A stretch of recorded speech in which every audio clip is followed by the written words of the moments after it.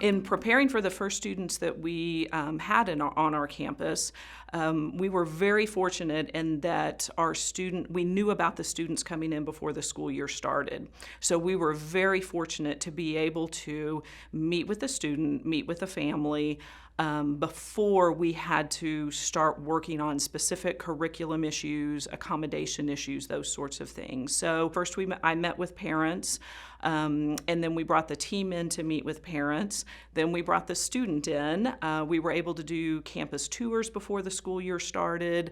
And one of the things that really helped is I felt like we developed a personal relationship with the student and with the family before the school year ever started. With any of our students, it's important to have that one-on-one relationship with them.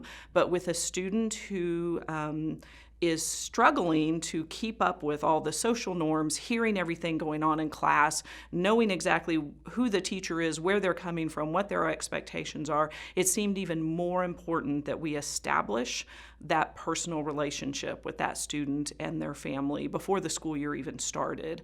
And I think that that was hugely important as the school year went on, because having the student be comfortable with us and trust us to be able to say, so-and-so didn't talk loud enough in class and I have no idea what's going on in math, or so-and-so's being mean to me and I don't know what to do about that, or I don't know how to get into my Google account and my teacher's talking too fast. So knowing that they trusted an individual on campus to be able to voice all of those issues and concerns and excitement was very helpful in us having a great relationship with students and family throughout the year.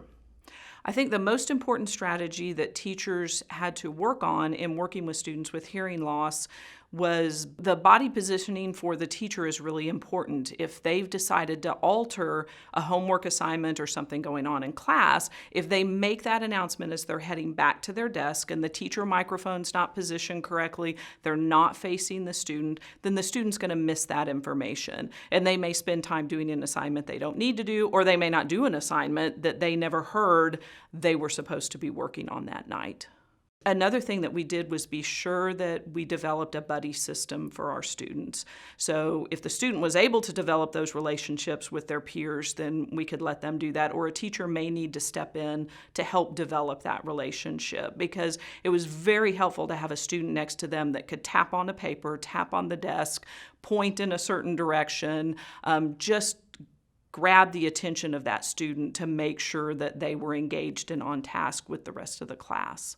Middle school can be a tough time for any student, and I do think that some students and parents have a heightened concern for students with hearing loss, because they're just worried that socially they're going to miss cues and miss out on relationships and miss out on forming relationships with either their peers or teachers, because they just have not had the opportunity to hear everything that's going on. And so I think that it's very important for teachers to establish that really secure one-on-one relationship with the student, have those relationships with the parents also, because these students are no different than any of our other students.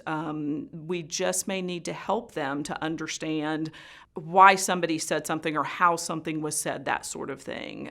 I know we had one situation where one of our students thought that she was the only person getting picked on by this other student at school, because she could never hear that student was picking on other people too. So she thought she was being singled out for some minor teasing from this other student. And what we were able to relate to her was, actually, unfortunately, this student's doing this to a lot of people, and that's how they try to relate with people. And then there was that aha moment of, okay, now I get what's going on around me socially. So sometimes we do have to be a little more in tune and be available to help navigate through that social system.